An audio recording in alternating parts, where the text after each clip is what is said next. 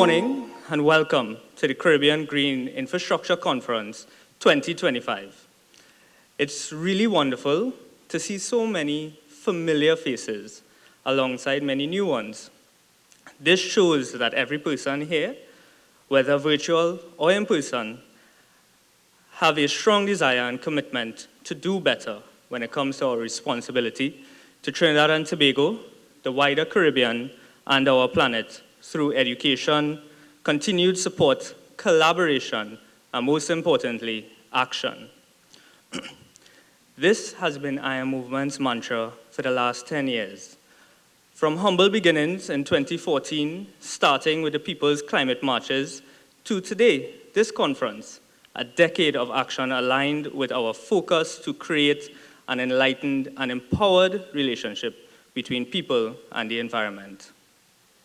This conference builds on the foundation of our inaugural 2022 conference held in Port of Spain with the theme Investing to Scale the Vetiver System case study, where we had over 200 plus persons in attendance and over 300 online participation from 20 plus Caribbean countries. This conference was designed to really create a common space to serve as a tool to support the paradigm shift toward green infrastructure across the region, with that being a key pillar of the conference. In 2022, we showcased the various successful pilot vetiver projects, such as the Building on Vetiver project supported by IDB Lab, which won the IDB's Superheroes of Development Award 2022, a first for Trinidad and Tobago, and the Mary Green program supported by the Ministry of Planning and Development's Green Fund, which focused on vetiver installations as green infrastructure solutions across 9 communities in Trinidad and Tobago. However, another key pillar was climate finance, with the focus on utilizing various mechanisms to adopt and scale these green infrastructure solutions within the region. According to the World Bank, the average losses within the Latin America and Caribbean region due to climate change and climate-related events are over 1.5 billion US per year. To fund climate resilience and green or sustainable development, projects in the Caribbean must address this financial challenge, making this year's theme of green bonds and carbon credits so important. Today, you will get the opportunity to hear from local, regional, and international subject matter experts through this morning's remarks and panel discussions with the focus of green bonds, a mechanism for green infrastructure project sustainability, green infrastructure projects, community, and people.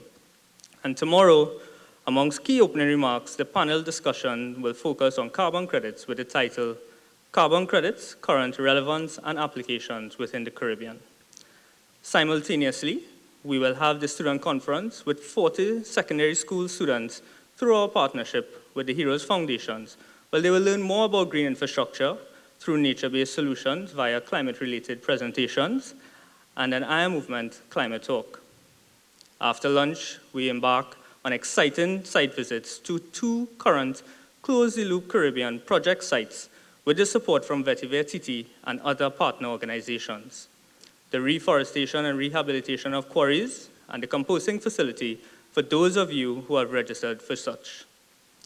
Both of these sites have received support from the IDB Lab, European Union, and Ministry of Planning and Development through the Shaping the Future of Innovation and Blue Tech Challenge facilities. In closing, I want to make mention of 2 new elements of this year's conference. First, the greening of the conference. Through IAMovement's partnership with Close the Loop Caribbean, a private entity consisting of a consortium of partners, we are making every effort to reduce our carbon footprint and promote sustainability at the core of the conference today and tomorrow. From committing to a minimum of 100 trees planted and maintained to sourcing locally grown food and reducing waste through various recycling and composting mechanisms and keeping sustainability in mind throughout the process. And secondly, our NextGen initiative. This initiative focuses on tertiary level students, with 5 students being granted all access passes to the event to learn and network with you, the industry experts, Although much of our education, advocacy, and empowerment involves children and youth, the Next Gen and the Student Conference is a reflection of our goal and hope that the skill sets, discussions, and network of change makers are also brought to our youth so they are better able to navigate, manage, and learn how to take the steering wheels in due time.